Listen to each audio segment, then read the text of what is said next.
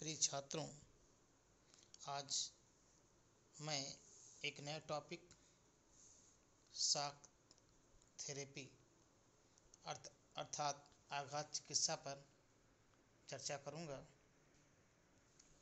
Soviet संघ के विघटन के बाद रूस पूर्वी यूरोप तथा मध्य एशिया के देशों को समाजवाद से पूंजीवाद की ओर ले जाने के लिए एक विशेष प्रकार के मॉडल को अपनाया गया, जिसे शॉक थेरेपी अर्थात आघात चिकित्सा कहा जाता है। यह विश्व बैंक तथा अंतर्राष्ट्रीय मुद्रा कोष द्वारा निर्देशित एक विशेष मॉडल है। अर्थात शॉक थेरेपी एक ऐसा मॉडल है जिसके द्वारा रूस पूर्वी यूरोप तथा मध्य एशिया के देशों में साम्यवाद से पूंजीवाद की ओर संक्रमण किया जाता है। शॉक थेरेपी मूल रूप से चिकित्सा विज्ञान का शब्द है, जिसके अंतर्गत मनोरोगियों को मानसिक रूप से स्वस्थ करने के लिए बिजली के करंट के झटके दिए जाते हैं। अर्थात मनोरोगियों को अचानक आघात पहुंचाकर उनका उपचार किया जाता है। आर्थिक तथा राजनीतिक क्षेत्र में इस शब्द का प्रयोग अचानक अर्थात तीव्र परिवर्तन के लिए किया जाता है। रूस के संबंध में शॉक थेरेपी का अर्थ है आर्थिक तथा राजनीतिक व्यवस्था में अप्रत्याशित तथा तीव्र परिवर्तन से है।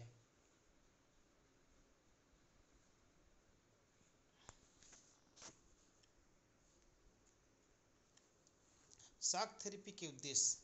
वर्ष 1990 में अपनाई गई थेरेपी का मुख्य उद्देश्य रूस पूर्वी यूरोप तथा मध्य एशिया के देशों को साम्यवाद से पूंजीवादी अर्थव्यवस्था की ओर मोड़ना था। शॉक थेरेपी के प्रकार की बात की जाए तो शॉक थेरेपी मुख्य रूप से 3 प्रकार के होते हैं: आर्थिक परिवर्तन, राजनीतिक परिवर्तन तथा सामाजिक सुरक्षा में परिवर्तन। हम बात करते हैं शॉक थेरेपी के अंतर्गत किए गए कार्य। रूस, मध्य एशिया तथा पूर्व यूरोप के देशों में शॉक थेरेपी के अंतर्गत निम्नलिखित 3 प्रकार के कार्य किए गए। इसमें पहला है आर्थिक बदलाव, नंबर 2 है राजनीतिक बदलाव, नंबर 3 है सामाजिक सुरक्षा में बदलाव। अब हम अध्ययन करेंगे आर्थिक बदलाव में। सोवियत संघ के विघटन के बाद रूस में निजी संपत्ति के अधिकार को मान्यता दी गई तथा अर्थव्यवस्था से सरकारी नियंत्रण हटाकर उन्हें निजी नियंत्रण में लाया गया। राज्य की संपदा का निजीकरण किया गया, अर्थात देश की अर्थव्यवस्था का निजीकरण किया गया। हम कह सकते हैं कि शॉक थेरेपी के द्वारा रूस की आर्थिक व्यवस्था में परिवर्तन किया गया।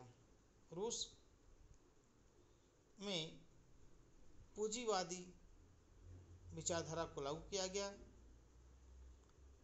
अर्थव्यवस्था पर सरकारी नियंत्रण को समाप्त कर निजी स्वामित्व को स्वीकार किया गया। नंबर 2 है राजनीतिक बदलाव। शॉक थेरेपी के द्वारा रूस में एक दलीय प्रभुत्व वाली राजनीतिक व्यवस्था के स्थान पर बहुदलीय राजनीतिक व्यवस्था की स्थापना की गई। इस कारण साम्यवादी दल का प्रभाव कम होगा। इस प्रणाली द्वारा देश में राजनीतिक तथा लोकतांत्रिक बदलाव किया गया, अर्थात शॉक थेरेपी के द्वारा रूस में साम्यवादी दल के नियंत्रण में कमी आई और रूस में एक दलीय शासन व्यवस्था के स्थान पर बहुदलीय शासन व्यवस्था की स्थापना हुई। नंबर 3 बात करते हैं प्रशासनिक सुरक्षा में बदलाव। शॉक थेरेपी के परिणाम स्वरूप न केवल आर्थिक तथा राजनीतिक क्षेत्र में बदलाव हुआ बल्कि सामाजिक सुरक्षा के क्षेत्र में ही बदलाव हुआ। समाज कल्याण की जो व्यवस्था साम्यवादी शासन में थी उस व्यवस्था का अंत हो गया। सरकारी स्वास्थ्य सेवाएं निष्प्रभावी हो गई। स्वास्थ्य सेवाएं निजी अधिकारों में आ गया। इसके परिणाम स्वरूप गरीबों की संख्या में तेजी से वृद्धि हुई।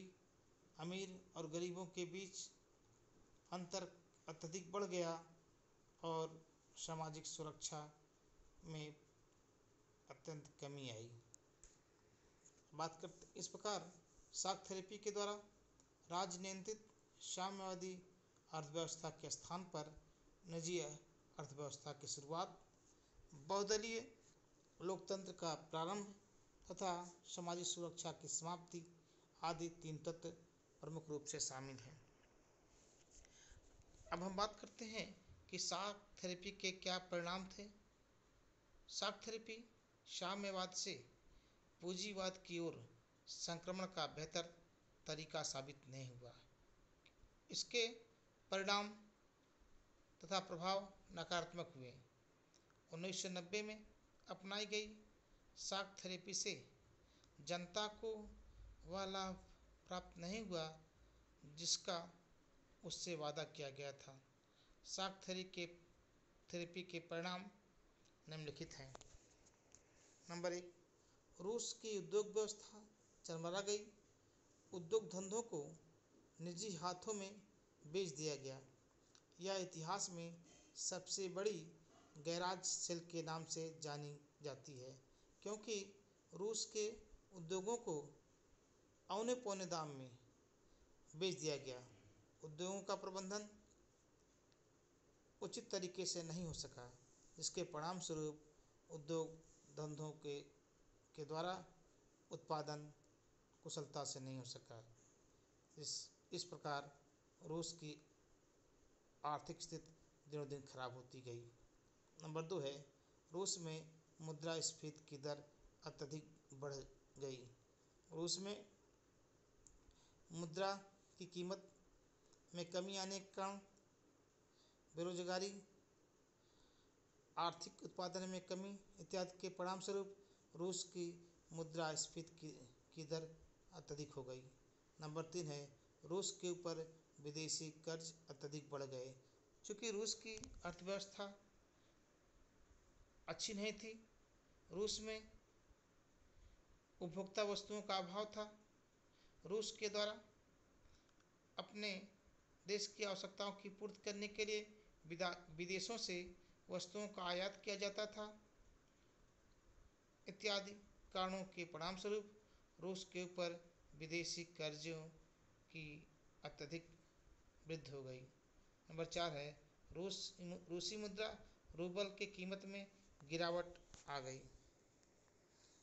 साथ ही साथ रूस में खाद्यान्न संकट उत्पन्न हो गया। छठा है रूस में कार्यरत कर्मचारियों, मजदूरों तथा डॉक्टरों को समय से वेतन प्राप्त नहीं हुआ है, जिसके कारण इन वर्गों ने सरकार के विरुद्ध प्रदर्शन का मार्ग अपनाया।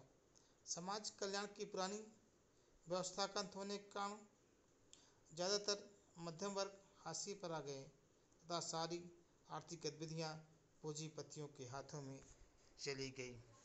इस प्रकार शॉक थेरेपी ने आघात तो किया, परंतु इस आघात से उभरने का उपचार नहीं दिया। ऐसा उपचार जिससे रूस का औद्योगिक ढांचा सुधरता, रूसी मुद्रा रूबल में वृद्धि होती, खाद्यान्न संकट समाप्त होता तथा अमीर गरीब के मध्य दूरी कम होती, उस समय नहीं दिखा। इस प्रकार हम कह सकते हैं कि शॉक थेरेपी साम्यवाद से पूंजीवाद की तरफ संक्रमण का एक बेहतर तरीका सिद्ध नहीं हुआ, क्योंकि सुधार के तरीकों को धीरे धीरे लागू किया जाना चाहिए था। अचानक जनता पर थोपने से इसके दुष्परिणाम सामने आए। धन्यवाद।